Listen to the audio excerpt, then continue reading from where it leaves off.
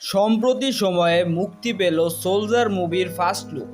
আর এই মুভিটির first look প্রকাশ পাওয়ার পর থেকেই হইচই পড়ে গেছে নেট দুনিয়ায়। আর এবার মুভিটির ফার্স্ট লুক নিয়ে বিমত পোষণ করলেন ওপার বাংলার সুপারস্টার খ্যাত নায়ক প্রসেনজিৎ চট্টোপাধ্যায়। বিস্তারিত জানাচ্ছি, তার আগে আপনি যদি আমার চ্যানেলে নতুন হয়ে থাকেন তাহলে চ্যানেলটি সাবস্ক্রাইব করে পাশেই থাকুন। ধন্যবাদ। বর্তমানে টলিউডের সবচেয়ে আলোচিত সিনেমা সোলজার। এই সিনেমাটি একটি সাহসী প্রজন্মের গল্পের নির্মিত। সিনেমাটিতে প্রধান চরিত্রে অভিনয় করছেন ঢালিউডের মেগাস্টার খ্যাত নায়ক শাকিব খান। সম্প্রতি সময়ে এই সিনেমাটির ফার্স্ট লুক প্রকাশিত হয়। আর ফার্স্ট লুক প্রকাশ হওয়ার পর থেকে হইচই পড়ে যায় নেট দুনিয়ায়।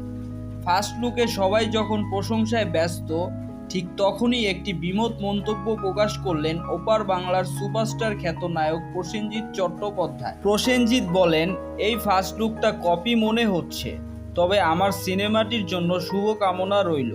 আশা করি সিনেমাটি ভালো চলবে। সো ভিউয়ার্স, এই বিষয়টি নিয়ে আপনাদের কি মতামত কমেন্ট করে জানাতে ভুলবেন না। ধন্যবাদ।